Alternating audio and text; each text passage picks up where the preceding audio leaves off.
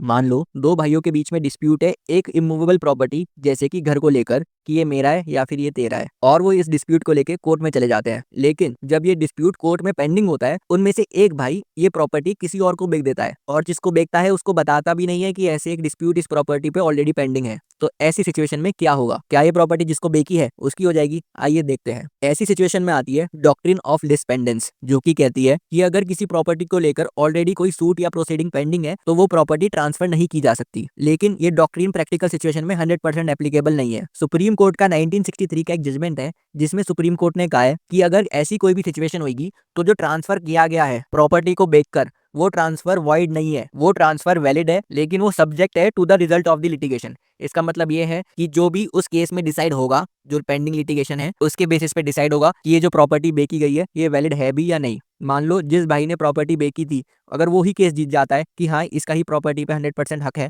तो वो transfer valid हो जाएगा। बट अगर वो वाला भाई हार जाता है जिसने प्रॉपर्टी बेची है, तो ये ट्रांसफर इनवैलिड हो जाएगा। तो ऐसी सिचुएशन में जिसने प्रॉपर्टी खरीदी है वो एक तरीके से कंडीशनल ओनर बन जाता है उस केस के डिसाइड होने तक। मैं उम्मीद करता हूँ इस शॉर्ट से आपको कुछ नया पता चला होगा। अगर आप ऐसे और कंटेंट देखना चाहते हैं तो please like share and subscribe करें।